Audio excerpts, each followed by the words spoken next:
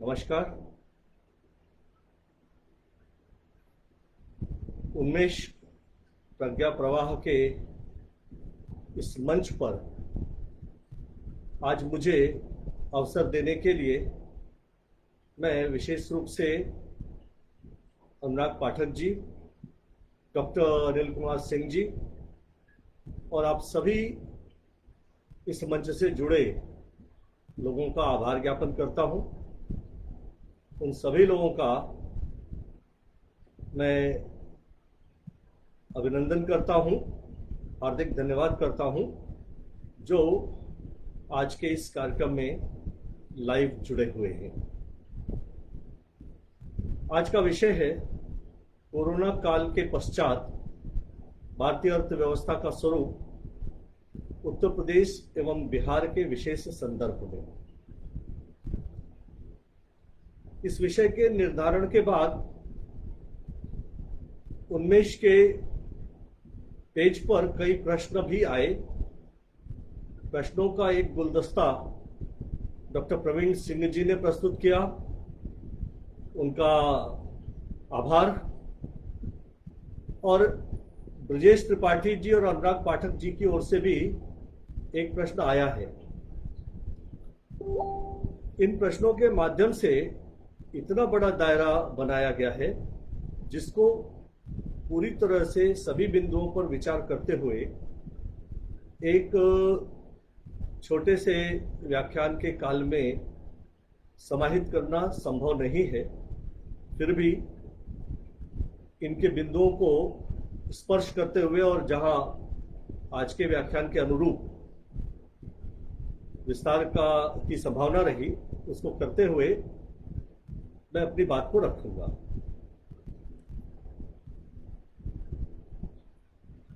Corona का यह virus जो कोरोना परिवार का है और कोविड-19 नाम से जिसको जाना जा रहा है, इस वायरस के कारण एक अचानक विस्फोटक स्थिति फरवरी माह में उत्पन्न हुई जब इटली और चीन से बड़े पैमाने पर संक्रमित होने के और मृत्यु होने के समाचार आने लगे।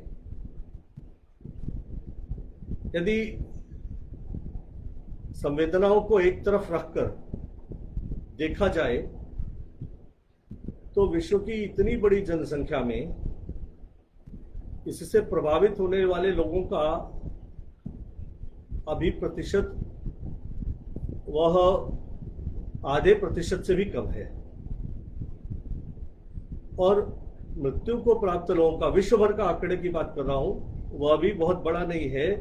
वह 0.05 0.04 के आसपास आता होगा, क्योंकि विश्व की जनसंख्या कोई 630 करोड़ के आसपास है।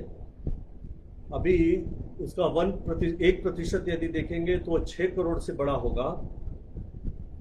अभी 3 करोड़ लोग भी इससे प्रभावित नहीं हुए हैं, इस आधार पर मैं कह रहा हूं। किंतु मानवीय संवेदना यह कहती है कि एक भी व्यक्ति रोगी ना हो, एक भी व्यक्ति की जान इस प्रकार के संक्रमण से अकाल न जाए। लेकिन कोरोना के इस आपातकाल में विश्व की अर्थव्यवस्थाओं में एक उथल पुथल उत्पन्न की, यानी एक big disruption in the global economic activities. और अलग अलग देशों ने कोरोना से उत्पन्न इस चुनौती को अपनी अपनी जो सामाजिक दृष्टिकोण है और अपनी अपनी जो सम्मति है उसके अनुसार इसको स्वीकार किया है, इसका सामना करने का प्रयास किया है। कहने का तात्पर्य यह है कि ब्राजील के प्रधानमंत्री ने कहा कि कोरोना से बड़ी संख्या में लोगों का संक्रमण हो रहा है, तो क्या हम अपनी अर्थव्यवस्था को ठप कर दें? ऐसा करना न उचित है, न करूंगा। अमेरिका में ऐसा कुछ कहा तो नहीं गया, किंतु आर्थिक गतिविधियों को बहुत अधिक क्षति पहुंचाकर लोगों की जान को बचाया जाए, इसका प्रयास होते दिखाई नहीं दिया। इटली, स्पेन, ऐसे अनेक देशों में इस प्रकार की स्थिति दिखाई देती है। चीन में क्या हुआ, क्या नहीं हुआ, यह तो चीन के ही लोग जान सकते हैं, और वह भी नहीं तो चीन की जो कम्युनिस्ट पार्टी है उनके ही लोगों के बीच में इसकी जानकारी पूरी होगी, और इसलिए उसकी चर्चा करना, उसको उदाहरण के रूप में सामने रखने का कोई औचित्य नहीं है। भारतवर्ष ने अपने जनमानस, अपनी संस्कृति और अपनी विचार परंपरा के अनुरूप पूरी संवेदना के साथ इस कोरोना से उत्पन्न संकट का सामना करने का प्रयास किया। भारत का यह प्रयास रहा कि एक भी व्यक्ति की जान न जाने पाए, कम से कम लोग संक्रमित हो। यद्यपि प्रयास के बावजूद हजारों में लोग संक्रमित भी हुए हैं और कुछ हजार मृत्यु भी हो चुकी है, लेकिन जो भारत की अप्रोच है, जो भारत का दृष्टिकोण है, वह इस बात को दिखाता है कि जहां पश्चिमी देशों में अर्थव्यवस्था अर्थ केंद्रित है और इसलिए अर्थ को प्रधानता दी, लोगों की चिंता तो करनी ही होगी, लोकतांत्रिक देश है, परंतु अर्थ की प्रधानता के कारण अर्थव्यवस्था को कितनी भी क्षति पहुंचे, लोगों की जान बचाना है, ऐसा प्रयास वहां पर होता दिखाई नहीं दिया। परंतु भारत में अर्थव्यवस्था कितना भी नुकसान हो जाए, किंतु लोगों की जान बचनी चाहिए, इस स्तर पर जाकर प्रयास किया।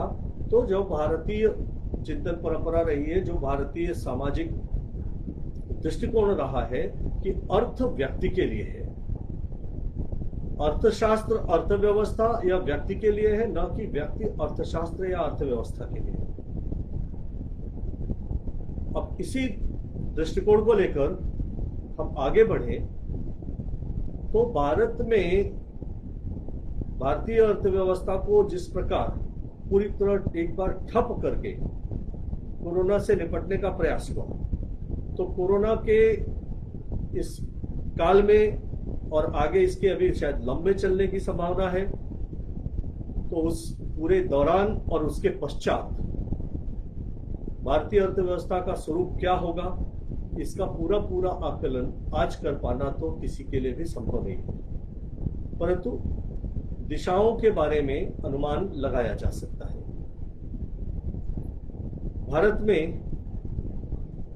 आर्थिक गतिविधियां ठप होने के बाद जब धीरे धीरे आर्थिक गतिविधियों को शुरू किया गया और कंप्लीट लॉकडाउन को ढील देकर, अब उसमें कई और कारण भी हैं, हर कारण पर यहाँ चर्चा करना उचित नहीं है, आप सभी परिचित भी हैं, तो समय की बर्बादी होगी। परंतु बड़ी संख्या में जब लोग उतावले होकर चल पड़े और उस स्थिति को संभालने का प्रयास हुआ, तो उसके कारण बड़ी संख्या में और कामगारों का, जिन्हें आमतौर पर लोग प्रवासी मजदूर कह रहे हैं, वह अपने अपने घरों की ओर पलायन शुरू हो गया। इन्हीं परिस्थितियों के बीच भारत सरकार की ओर से आर्थिक घोषणाएं भी हुई और जिसमें आत्मनिर्भरता की बात की गई, बाहरी निवेश को भी आकर्षित करने की बात की गई। और यहीं पर प्रवीण सिंह जी का एक प्रश्न सामने आ जाता है कि बाहरी निवेश और आत्मनिर्भरता के बीच टकराव है या पूरकता का संबंध है। तो वास्तव में बाहरी निवेश या विदेशी निवेश और आत्मनिर्भरता के बीच कोई हर प्रकार की परिस्थिति में एक ही सा संबंध होगा, यह सुनिश्चित नहीं है। तो भारतीय बाहरी निवेश, विदेशी निवेश और आत्मनिर्भरता के बीच पूरकता का संबंध बहुत सुदृढ़ स्थापित हो सकता है यदि बाहरी निवेश या विदेशी निवेश को इस प्रकार आमंत्रित किया जाए, इस प्रकार स्थान दिया जाए, इस प्रकार भूमिका प्रदान की जाए कि वह आत्मनिर्भरता के मार्ग में सहायक हो। यह विषय अपने आप में बहुत बड़ा विषय है। इस पर पूरा और कई घंटों का व्याख्यान हो सकता है, क्योंकि इसमें अनेक बिंदु, अनेक प्रश्न उठ खड़े हो सकते हैं। परंतु इतना तय है कि आत्मनिर्भरता की परिभाषा आज के समय में 19वीं शताब्दी के मध्य की जैसी नहीं है। दुनिया का कोई भी देश सभी अपनी आवश्यकता की वस्तुओं को अपनी अर्थव्यवस्था बंद करके स्वयं उत्पादन करे और इस वैश्विक व्यवस्था में सुरक्षित और सम्मान के साथ रह सके, यह संभव नहीं है। तो दूसरे देशों से लेना देना पड़ेगा ही। विदेशी निवेश की आवश्यकता भी पड़ सकती है। हाँ, यदि विदेशी निवेश इनडिस्क्रिमिनेटरी यानी अधाधुंध यदि आमंत्रित किया जाता है तो वह आत्मनिर्भरता के लिए घातक भी हो सकता है। तो विदेशी निवेश और आत्मनिर्भरता के बीच क्या स्थिति बनेगी, यह सरकार के द्वारा घोषित नीति का बिंदुवार अध्ययन करने पर स्पष्ट हो जाएगा।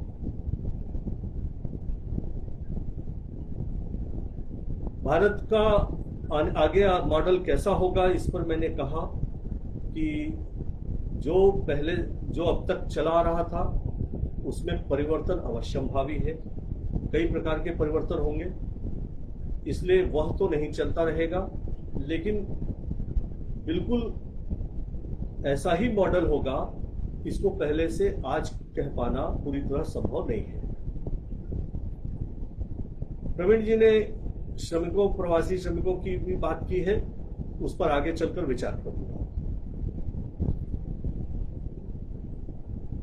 सामान्य तौर पर कोरोना काल में उत्पन्न परिस्थिति के कारण जो सड़कों पर दिखा, यानी श्रमिकों, कामगारों का बड़ी संख्या में पलायन, और हमारा देश संवेदनशील जन का देश है, तो मन में करुणा उत्पन्न हुई, संवेदनाएं उत्पन्न हुई और उसकी चर्चा सर्वत्र हुई। मीडिया ने भी अपनी टीआरपी को बरकरार रखने के लिए, बढ़ाने के लिए केवल और केवल जो स्थिति उत्पन्न हो गई है उसको दिखाया, कहीं कहीं तो उसको बढ़ा चढ़ाकर दिखाने का प्रयास हुआ, किंतु जो स्थिति स्वतः उत्पन्न हो जाती है वह हमेशा विवेकशील स्थिति हो, यह आवश्यक नहीं है। तो यदि विवेक शून्यता में लोगों द्वारा उठाए गए कदम के कारण कोई स्थिति उत्पन्न होती है तो उस पर बुद्धिजीवी जनों का यह दायित्व होता है कि वे अपनी ओर से इन लोगों का मार्गदर्शन करें और उनको सही दिशा में अपने कदम बढ़ाने के लिए प्रेरित करें। यदि वे गलती कर रहे हैं तो आग्रह करें कि वे गलती को सुधारें, किंतु ऐसा होते दिखाई नहीं दिया और कई और प्रकार की घटनाएं हुई, कुछ राजनीतिक कारण भी उत्पन्न हुए। तो इस वहां से जो हमारे बड़े औद्योगिक केंद्र हैं, विशेषकर उत्तर प्रदेश, बिहार के संदर्भ में हम यह चर्चा कर रहे हैं, तो मुंबई या फिर गुजरात के बड़े औद्योगिक सेंटर, सूरत, अहमदाबाद या जो एनसीआर, दिल्ली और आसपास का क्षेत्र है, वहां से बड़ी संख्या में कामगारों का पलायन हुआ। अब इस पलायन में प्रवीण जी ने पूछा है कि श्रम भी उत्पादन का साधन होता है, तो उसको लाने में इतनी देरी क्यों हो रही है और इतनी अव्यवस्था क्यों हुई। तो वास्तव में हमारे श्रमिक तो बड़े धैर्य के साथ डटे हुए थे, लेकिन जिस प्रकार की चर्चाएं वहां पर चली, फर्जी एसएमएस चले और भी कई कारण हुए, तो श्रमिकों के बीच में एक प्रकार की घबराहट फैली कि हम यहाँ जिन परिस्थितियों में रहते हैं, ऐसे में कोरोना होने का बहुत अधिक संभावना है और फिर यहाँ हमारी देखभाल नहीं हो पाएगी। तो घबराहट के कारण जान बचाने के लिए आगे क्या होगा पता नहीं, पर यहां से निकल देना है, इस मनोस्थिति के साथ लोग निकल पड़े। यह जो श्रमिक हैं, यह कोई हफ्ते 10 दिन में इन स्थानों पर पहुंचे नहीं थे। करोड़ों की संख्या में श्रमिक, अब इतनी बड़ी संख्या को उनकी इच्छा अनुसार तुरंत उनके स्थानों तक पहुंचा पाना किसी भी, कितनी भी सक्षम सरकार हो, कितनी भी सक्षम व्यवस्था हो, उसके लिए संभव नहीं। और कोई भी व्यक्ति सामान्य बुद्धि और सामान्य गणित से इसका अनुमान लगा सकता है। एक रेलगाड़ी में जो लंबी रेलगाड़ियां चलाई जा रही हैं, लगभग 1400-1500 हमारे कामगारों को लाया जा रहा है। हम बढ़ाकर 1500 संख्या रखते हैं, तो 15 लाख लोगों को लाने के लिए 100 रेलगाड़ियां चाहिए। अगर हमारे श्रमिकों की संख्या 15 करोड़ है, तो एक दिन में 15 लाख 20 लाख लोगों को अगर हम लाने की स्थिति बना पाते हैं, और वो भी एक दिन में पहुंचेंगे नहीं क्योंकि दूरियां बहुत हैं, इतनी सारी ट्रेनें चला देने पर ट्रेनों की गति बहुत धीमी हो जाती है। तो अगर इनको हम लाते हैं तो भी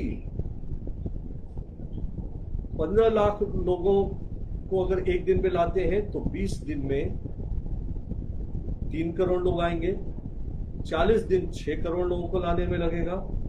और इस प्रकार समझा जा सकता है कि 10, 15, 20 दिन के ही प्रयासों में लोग जिस तरह से घबरा रहे हैं या आलोचना कर रहे हैं, तो यह समझ में आता है कि वे मानते हैं कि सरकारों के पास कोई अलादीन का चिराग होता है, कोई जादू की छड़ी होती है, और जिसे घुमाते ही सारी चीजें ठीक हो जाती हैं। अब यह जो परिस्थिति उत्पन्न हुई है, इस परिस्थिति में सभी को कष्ट भोगना पड़ेगा। हमारे श्रमिक जनों को भी कष्ट भोगना पड़ रहा है, और जिस प्रकार से जगह जगह पर श्रमिक अब अराजक हो रहे हैं, उसके लिए मैं मीडिया को मुख्य रूप से दोषी मानता हूं। क्योंकि श्रमिकों के द्वारा उठाए जाने वाले हर गलत कदम को सहानुभूति और संवेदना के आधार पर जायज ठहराते हुए केवल और केवल व्यवस्था और राजनीतिक दलों को, जहां जो सत्ता में है, उसको जिम्मेदार ठहराया जा रहा है। अब मैं कोरोना से अर्थव्यवस्था में जो स्थिति उत्पन्न हुई है, उसको लेकर आगे क्या स्थितियां बन सकती हैं, इसकी चर्चा आरंभ करता हूं। कोरोना के कारण श्रमिकों पर क्या असर पड़ा, यह तो सबके सामने है। लेकिन कोरोना के इस काल में और जो कदम उठाने पड़े, उसके कारण उद्योगों पर भी बहुत बुरा प्रभाव पड़ा है। और जहां कोरोना से घबराकर, कोरोना से प्रभावित होकर श्रमिक घरों की ओर लौटे हैं, अब वो कितने दिन बाद वापस जाने की मनस्थिति में होंगे, सभी वापस जाने की मनस्थिति में आएंगे या नहीं आएंगे, यह कहना कठिन है। उसी प्रकार उद्यमी भी अपने पुराने तरीके से उत्पादन करने की सोचेंगे, या वे अपने उत्पादन के तरीकों में भी बदलाव लाएंगे, यह भी एक बड़ा प्रश्न है। और इस बात की चर्चाएं भी हैं, इस बात के और संकेत भी मिल रहा है कि पहले ही औद्योगिकरण को कुशलता से चलाने के लिए, उद्योगों को कुशलता से चलाने के लिए, औद्योगिकरण का विस्तार करने के लिए समय के साथ साथ उद्योग मशीनों और आधुनिक तकनीकों पर अपनी निर्भरता बढ़ाते जा रहे थे। अब जब ऐसी कोई अचानक स्थिति उत्पन्न होने पर श्रमिकों के पलायन के कारण जो संकट उत्पन्न हो रहा है, वह संभव है कि उद्योगपतियों को इस बात के लिए प्रेरित करे कि वे ऑटोमेशन के लिए स्वचालित प्रणालियों को अपनाने की ओर अग्रसर हो जाए। आर्टिफिशियल इंटेलिजेंस यानी कृत्रिम बुद्धि जो है, इसका उपयोग करने के लिए अग्रसर हो जाए।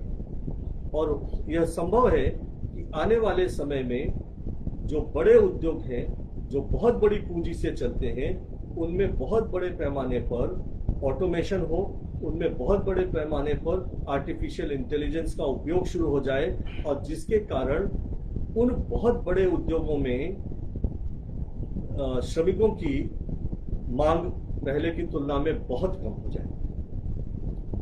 ऑटोमेशन और आर्टिफिशियल इंटेलिजेंस उत्पादन को गुणवत्ता युक्त बनाने के लिए, उच्च गुणवत्ता युक्त बनाने के लिए बहुत आवश्यक माना जाता है। ऐसे में ऑटोमेशन यदि होता है और आर्टिफिशियल इंटेलिजेंस का प्रयोग भारत में बढ़ता है, तो यह आलोचना का विषय नहीं होना चाहिए। इसको लेकर घबराहट नहीं उत्पन्न होनी चाहिए। इन बातों को लेकर के और अफवाहें नहीं फैलानी चाहिए, लोगों को डराने का प्रयास भी नहीं किया जाना चाहिए, क्योंकि हमारे पास बहुत बड़ी ऐसी क्षमता है जो ऑटोमेशन और आर्टिफिशियल इंटेलिजेंस का उपयोग करते हुए अंतर्राष्ट्रीय बाजार में अपना जो क्षेत्र है, अपना जो योगदान है, अपना जो हिस्सा है, वह बढ़ाने के लिए तेजी से आगे बढ़ सकते हैं, और जिसकी हमको आवश्यकता है। अभी अंतर्राष्ट्रीय व्यापार में भारत का हिस्सा 1% के आसपास पहुंचा है, और जिसे लगातार बढ़ाने की आवश्यकता है। लेकिन यह जो अत्यंत आधुनिक तकनीक से चलने वाले उद्योग होंगे, यहां से श्रमिकों का विस्थापन भी होगा, तो उनके लिए क्या होगा? और ऑटोमेशन और आर्टिफिशियल इंटेलिजेंस का उपयोग केवल बहुत बड़े उद्योगों में हो, इतना जरूरी नहीं है। उच्च तकनीक का प्रयोग कई मध्यम उद्योगों में भी हुआ है और होता रहा है। उदाहरण के लिए, भारत में पहले हीरे को तराशने का काम केवल हाथ से होता था, लेकिन हाथ से हीरा तराशने में हीरा नुकसान भी ज्यादा होता था और श्रम की लागत भी ज्यादा आती थी। तो जब हीरा तराशने के लिए विदेशों से मशीनें आयात कर ली गईं, तो डायमंड ज्वेलरी का एक्सपोर्ट बहुत तेजी से बढ़ा, और उद्योगों की संख्या बढ़ने के कारण हीरा तराशने वाले उद्योग में श्रमिकों की संख्या या मांग घटने के बजाय बढ़ भी गई। हमारे मध्यम उद्योग, ये सभी कहते हैं, लघु और मध्यम उद्योग, कुटीर उद्योग, कि ये प्रतियोगिता में टिक नहीं पाते। इनके जो उत्पाद हैं, उनकी उत्पादकता, उनकी गुणवत्ता, उनकी जो पैकेजिंग है, यह सब बड़ी कंपनियों के उत्पादन के आगे टिक नहीं पाते। तो स्वाभाविक है कि हमको अपने लघु मध्यम उद्योगों में भी तकनीकों के उन्नयनकरण की ओर विचार करना होगा। सामान्य तौर पर धारणा लोगों के मन में यह है कि तकनीकी उन्नयन होने से श्रम का विस्थापन होगा।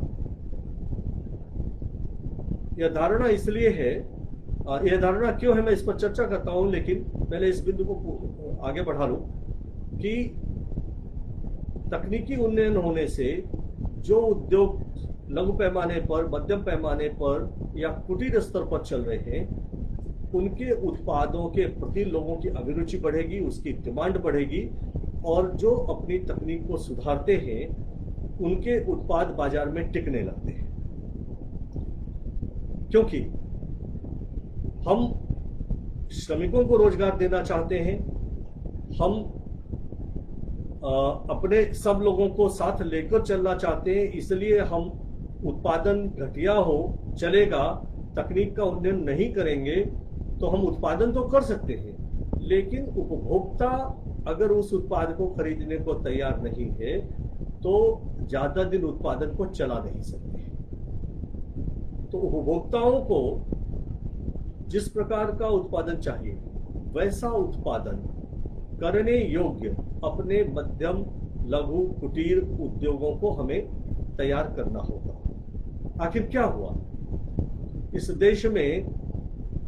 जब आर्थिक सुधार के कार्यक्रम चले तो बहुत तेजी से युवक युवतियों के वेशभूषा बदली और पैंट शर्ट के बजाय, सलवार सूट के बजाय जीन्स और टी शर्ट आया।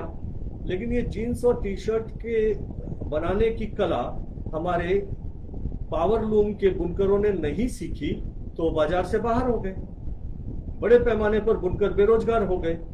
बुनकर बेरोजगार हो रहे हैं, इसलिए हमारे युवक और युवतियां पैंट और जीन्स और टी शर्ट छोड़ करके वापस पैंट शर्ट पहनेंगे या सलवार सूट पहनेंगे, ऐसा सोचना भी नहीं चाहिए।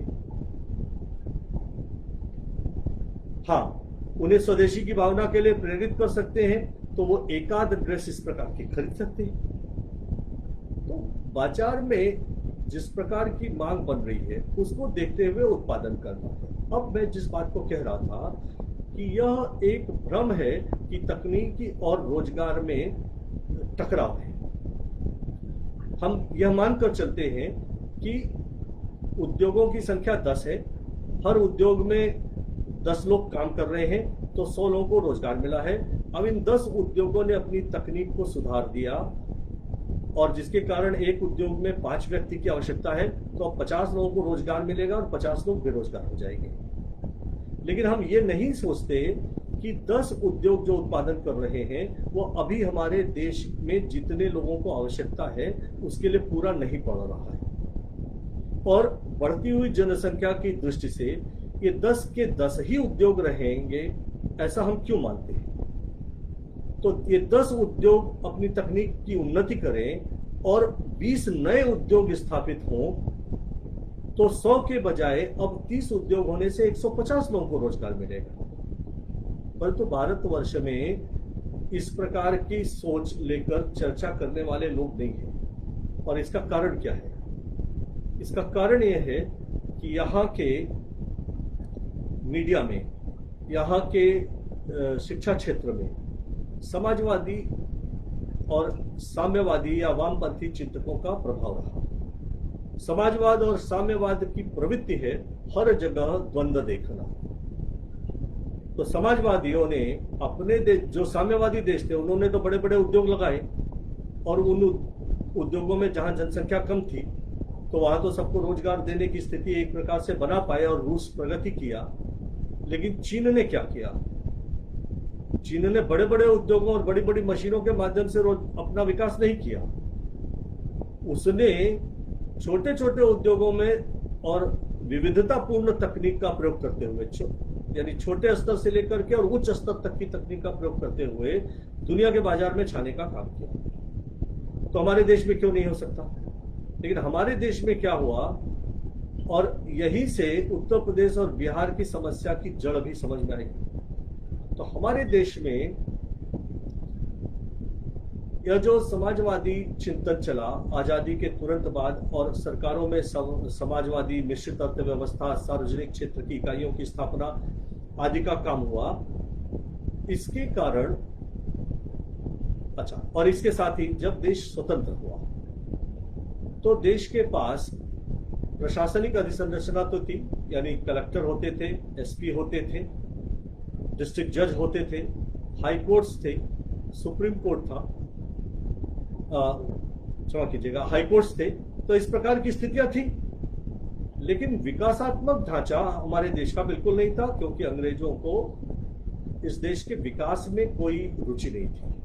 हाँ, यहाँ के संसाधन का दोहन करने के लिए रेलवे का एक विभाग था और जहां उनको आवश्यकता समझ में आई थी वहां रेलवे का विस्तार किया था। दफ्तर आदि बनाने के लिए अंग्रेजों को गर्मी में अगर उत्तर प्रदेश में रहना है और जाड़ों में उत्तर प्रदेश के लखनऊ में बैठना है और गर्मियों में अगर नैनीताल बैठना है तो वहां पूरा नगर बसाने के लिए, यानी जगह जगह पर इस प्रकार के काम करने के लिए तो सिविल इंजीनियरिंग आदि का विकास हुआ था। सिविल इंजीनियरिंग का कॉलेज भी खोल दिया था। पहला कॉलेज रुड़की का था। कुछ नहर विभाग वगैरह बना दिए थे, इससे ज्यादा नहीं था। लेकिन जब देश स्वतंत्र हुआ तो देश का विकास करने के लिए, ग्रामीण क्षेत्रों का विकास करने के लिए, भूमि सुधार लागू करने के लिए पूरा एक विभाग बनाना पड़ा। ग्रामीण क्षेत्रों का विकास करने के लिए जो विकास खंडों की एक श्रृंखला विकसित की गई, रूरल डेवलपमेंट प्रोजेक्ट चलाए, विकास खंडों की स्थापना हुई, समाज कल्याण विभाग बना, शिक्षा विभाग का विस्तार हुआ। अब जब एक प्रकार से नए भारत का निर्माण हो रहा था, नए स्वतंत्र भारत की व्यवस्थाओं का निर्माण हो रहा था, तो नए नए विभाग खुल रहे थे। इसलिए 50 और 60 के दशक में, 70 के दशक में बहुत बड़े पैमाने पर सरकारी नौकरियां निकल रही थी। समाजवादी चिंतन और सरकारी नौकरियों का निकलना, सार्वजनिक क्षेत्रों की स्थापना और वहां भी सरकारी नौकरियों के जैसे नौकरियों का मिलना, इसने हमारे युवाओं के मन में इस बात को गहरे बिठा दिया कि शिक्षा प्राप्त करने के बाद नौकरी करनी है और नौकरी ही जीवन का उद्देश्य बन गया। लेकिन किसी भी निर्माण कार्य का एक अंत होता है, एक अंतिम परिणति होती है। तो हमारा जो ये विकासात्मक ढांचा है, जब इसकी पूर्ति हो गई तो नई नौकरियां निकलना बंद हो गई। फिर इस विकासात्मक ढांचे को अधिक गतिशील करने के लिए जब नई तकनीकों का प्रयोग हुआ, तो यहां से कुछ लोगों की आवश्यकता कम हो गई, जैसे सचिवालय में सचिवों की संख्या घटाई गई और ऊपर से लेकर नीचे तक संख्याएं घटना शुरू हो गई। कारण ये कि अगर प्रशासन या विकासात्मक सरकारी ढांचा ही इतना बड़ा होगा कि आम आदमी से लिए गए कर का 40-50% उसके रखरखाव पर खर्च हो, तो फिर देश का विकास कैसे होगा। और इसलिए आज की परिस्थिति बदल गई। भारत स्वतंत्रता के पूर्व उद्यमियों का देश था। यहां का व्यक्ति नौकरी करना क्या होता है यह जानता नहीं था। बहुत थोड़े से लोग जो ब्रिटिश काल में नौकरियां पा गए थे और उनका जो रोब था, उनकी जो ऐशो आराम था, इसने नौकरियों के प्रति आकर्षण उत्पन्न तो किया था, परंतु अनेक कारणों से लोग नौकरियों की ओर नहीं जा रहे थे। उसमें एक यह भी कहा जा सकता है कि जिस प्रकार की शिक्षा की आवश्यकता ब्रिटिश काल में या स्वतंत्रता के तुरंत बाद भारत में सरकारी नौकरियों के लिए जिस प्रकार की शिक्षा की आवश्यकता थी, वो इस देश में व्याप्त नहीं थी। ठीक है, हाँ, भारत किसी समय में 100% साक्षरता उसको तोड़ा गया, एक अलग विषय है, इस पर विस्तार से यहाँ चर्चा करना इसका औचित्य नहीं है। तो कुल मिलाकर समाजवादी वामपंथी चिंतन ने हर जगह सरकार आए, हर जगह सरकार अपनी प्रतिष्ठानों की स्थापना करे, गांव में भी सरकार स्कूल बनाए। अब आप में से जितने गांव से जुड़े लोग होंगे और जो अधिक आयु के लोग होंगे, वे इस बात को प्रत्यक्षदर्शी होंगे, और जो कम आयु के हैं वो अपने बुजुर्गों से पूछेंगे कि जब तक गांव का विद्यालय गांव के लोग खुद जमीन और खुद चंदा, खुद श्रमदान करके बनाते थे, गांव के विद्यालय विधिवत चलते थे।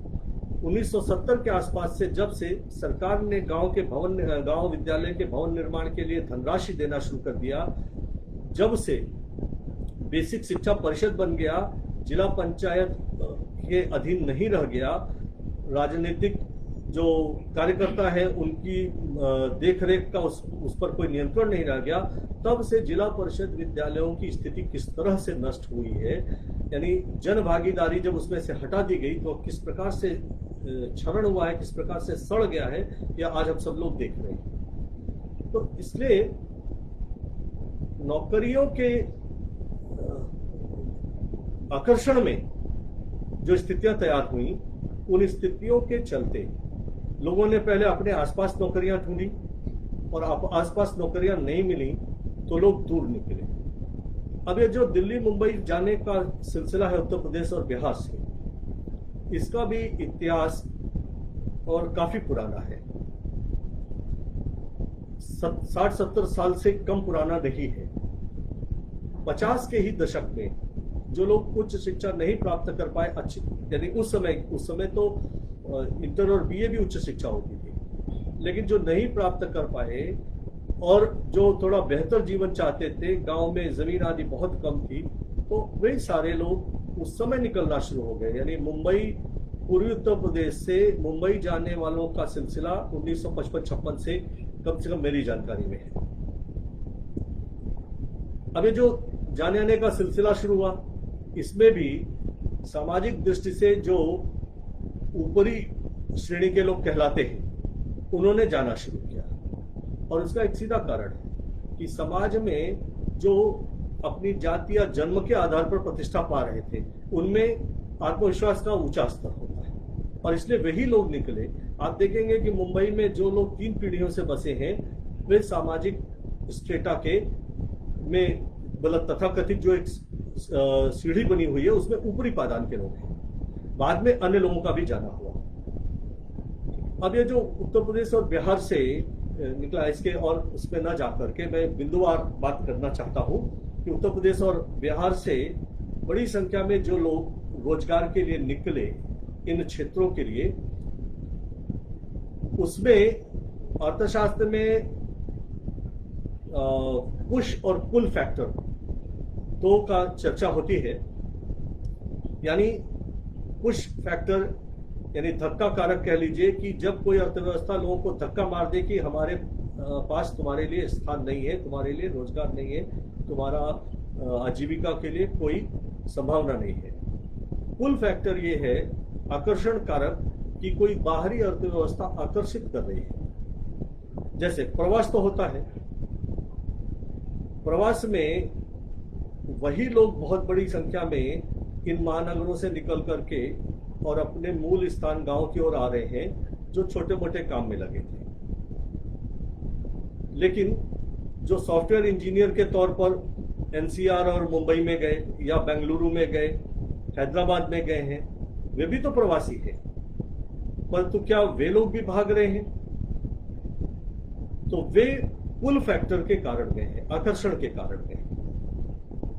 और आकर्षण प्रबल है, वहां पर अच्छी व्यवस्थाएं हैं, इसलिए उनको किसी प्रकार का संकट नहीं है। फिर वो सॉफ्टवेयर इंजीनियर्स तो आजकल घर बैठे भी काम कर रहे हैं, उनके वर्कलोड में ज्यादा कमी नहीं हुई है। लेकिन जो फैक्ट्री के मैनेजर रहे होंगे, जो सीईओ हैं, जो एमडीज हैं, जो एरिया सेल्स मैनेजर हैं, ये सब भी आराम से अपने अपने स्थान पर बैठे हैं, क्योंकि कोरोना का बहुत ज्यादा असर इनके ऊपर नहीं पड़ा। हाँ, कई कॉरपोरेट्स ने, कई निगमों ने अपने लोगों का वेतन 20% 30% काटा, पर दैनिक मजदूरी करने वालों की तरह रोजगार समाप्त, मजदूरी समाप्त, ऐसी स्थिति इनके सामने नहीं आई। तो बहुत बड़ी संख्या में उत्तर प्रदेश बिहार से प्रवासन होता है, माइग्रेशन होता है, और वह अपने आप में एक बड़ा विषय है। हर स्तर के लोगों का प्रवासन होता है। अकुशल श्रमिक, अनस्किल्ड लेबर से लेकर हाईली स्किल्ड लेबर, अत्यंत कुशल श्रमिक, ये उत्तर प्रदेश और बिहार से सभी बाहर जाते हैं। और भवन निर्माण में सिर पर ईंटा ढोने से लेकर और अमेरिका और यूरोप की कंपनियों में उच्च पदों पर कार्य करने तक के लिए बाहर निकल करके जाते हैं। तो इस पूरे परिदृश्य को अगर हम विचार करें तो एक बात बड़ी साफ है कि उत्तर प्रदेश और बिहार में रोजगार के अवसर नहीं है। लंबे समय से उनके सृजन पर ध्यान नहीं दिया गया। सार्वजनिक क्षेत्र की जो इकाइयां कार्यरत थी, उनमें से अनेक धीरे धीरे बंद हुई, और वो अभी 4-6 साल में बंद नहीं हुई हैं। सार्वजनिक क्षेत्र की इकाइयों के बीमार होने का सिलसिला 1984, 85, 86 से आरंभ हो गया और 92-94 से बंद होने का सिलसिला आरंभ हो गया। हमारे प्रयागराज में, जहां से मैं बैठकर यह बात कर रहा हूं, यमुना के पार नैनी का औद्योगिक क्षेत्र अब वीरान सा दिखता है। लगभग सभी सार्वजनिक क्षेत्र की इकाइयां धीरे धीरे बंद हो गई। तो सार्वजनिक क्षेत्र की इकाइयां बीमार हुई, रुग्ण हुई, लेबर यूनियंस के कारण खराब हुई, सरकारी तर्ज पर काम करना, गैर जिम्मेदाराना तरीके से काम करने के कारण घाटे पर आते आते अंत में बंद हो गई। तो जो रोजगार के अवसर इनमें बनते थे वह समाप्त हो। निजी क्षेत्र के रोजगार के अवसर उत्पन्न नहीं हुए, और वो इसलिए नहीं उत्पन्न हुए कि हर व्यक्ति यह सोचता है कि कोई रोजगार के काम शुरू करे और मैं उसमें नौकरी कर दूं, और यही स्थिति बिहार की रही। इतना ही नहीं, इन दो राज्यों में 1990 के आसपास से जिस प्रकार से अराजकता बढ़ी, इन राज्यों से उद्योगों का पलायन हुआ।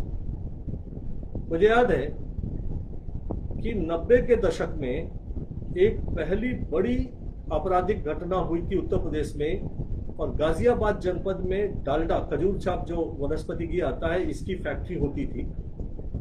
इसके बेटे को अपहरण कर लिया गया और 1 करोड़ की फिरौती मांगी गई। उस समय यहाँ पर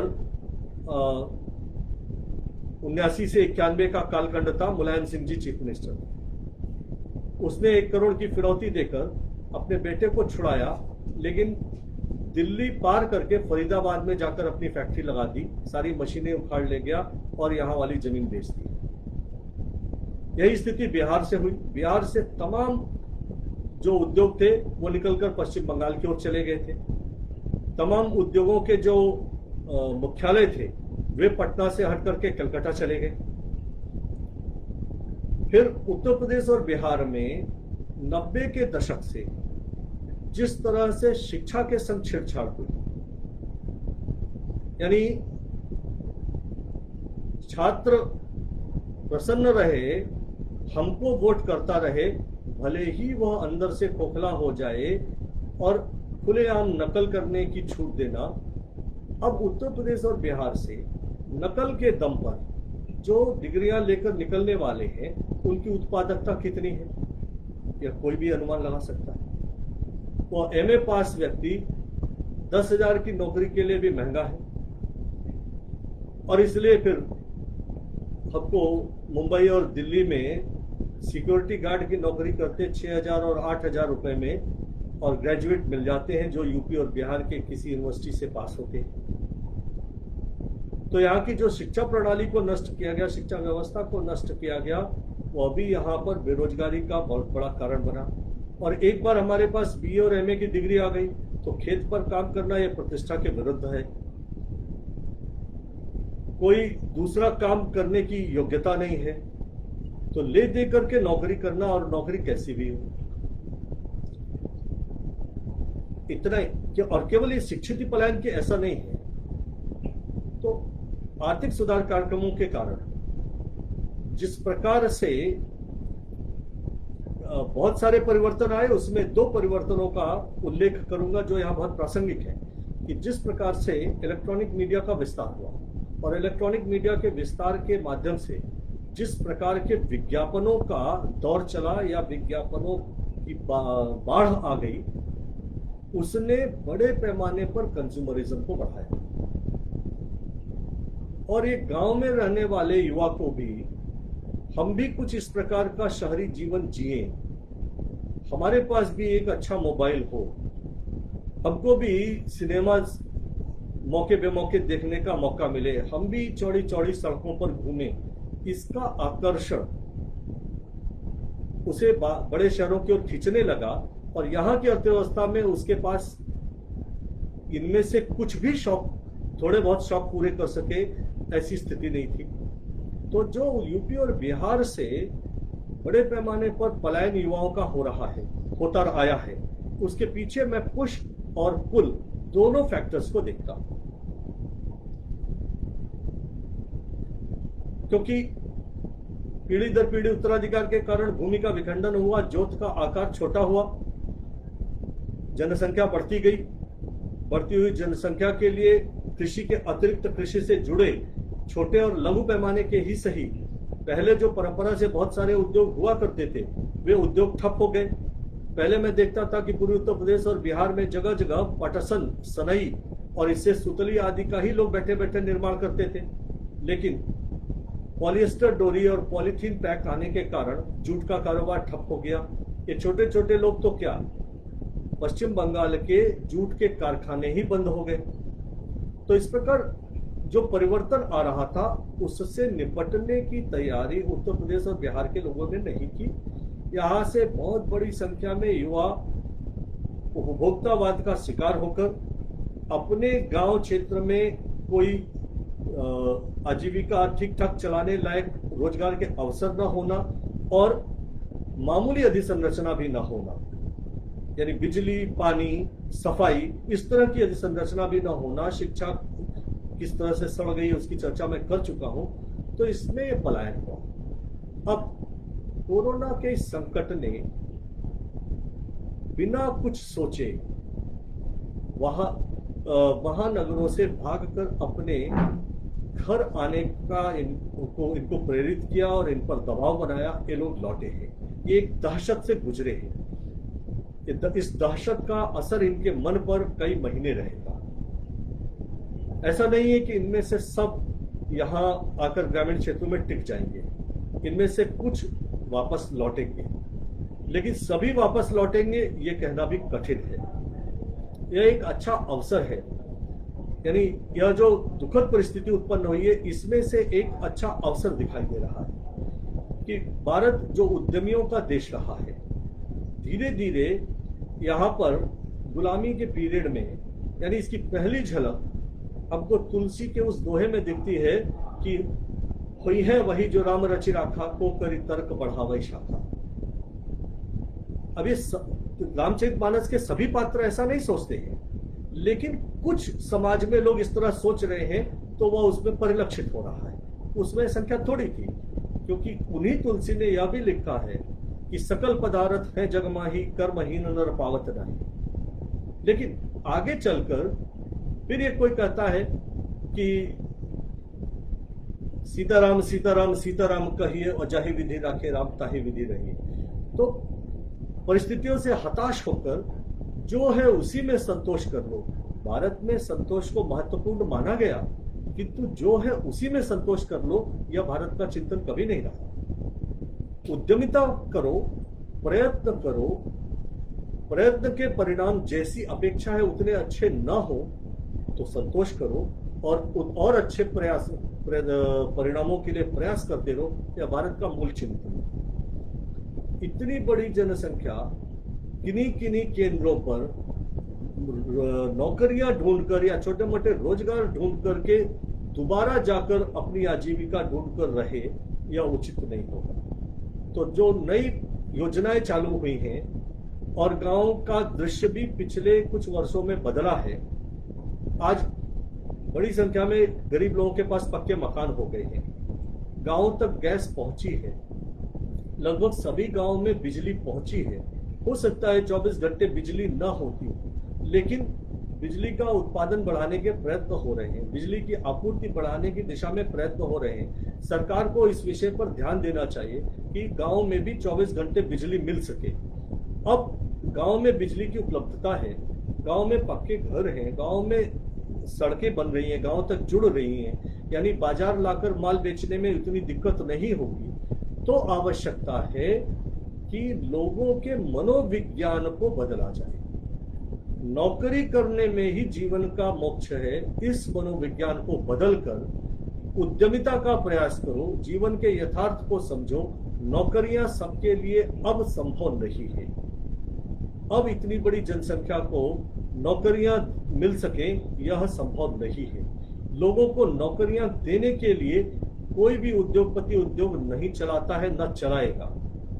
स्वयं अपने ही भाई बंधुओं को रोजगार मिल सके, इसके लिए अगर 4 भाइयों में से एक भाई आगे बढ़ता है तो वह कोई उद्यम शुरू करता है तो वह भी इस बात का ध्यान रखता है कि उसके उद्यम का समुचित विस्तार होता रहे।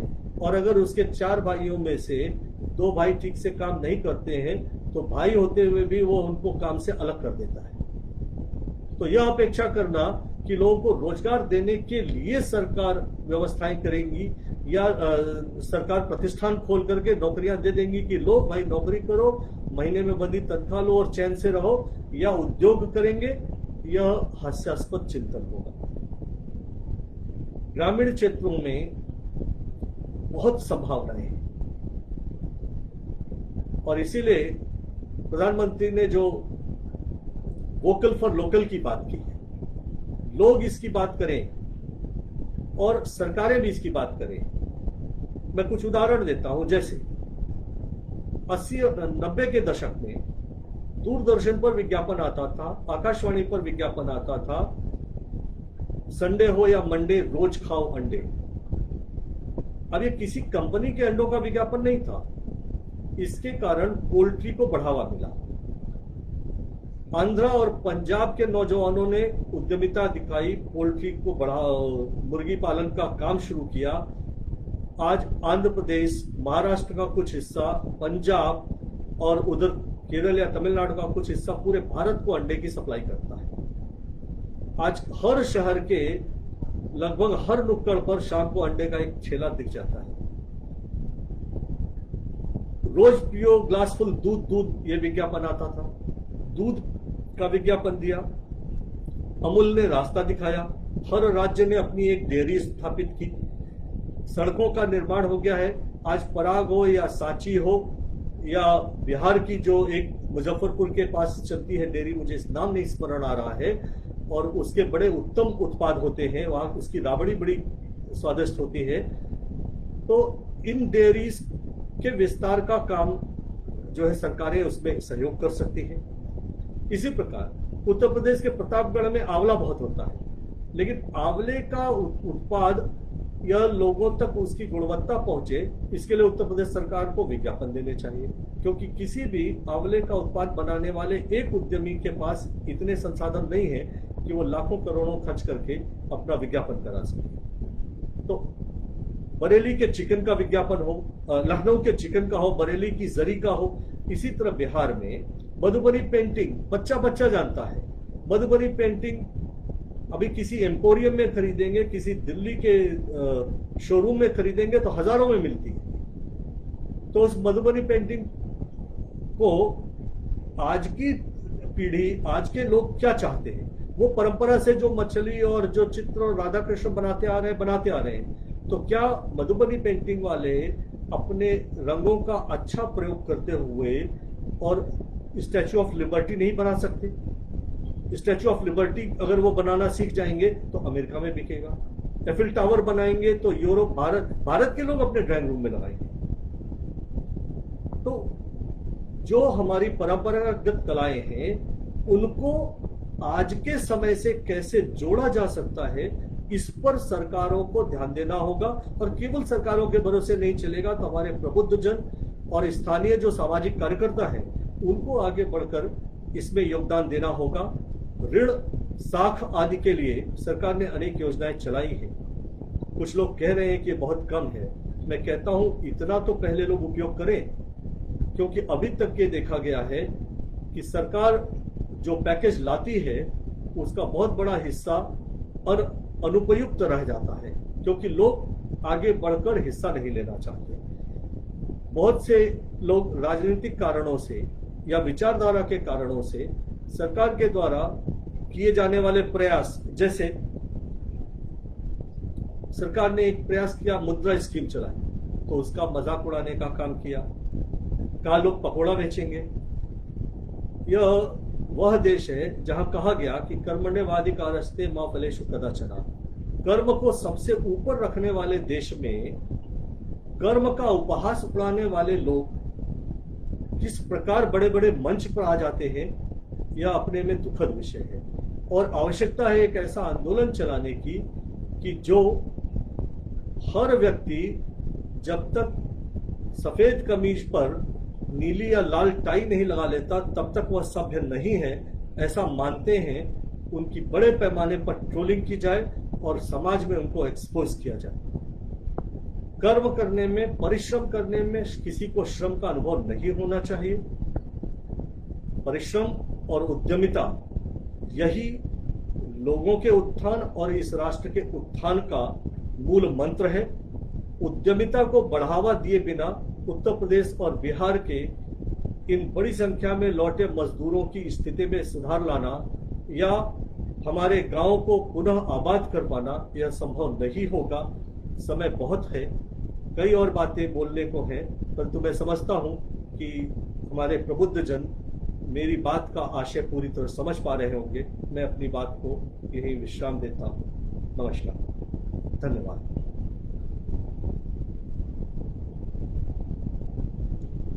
शेयर करना होगा, एंड पहले करें।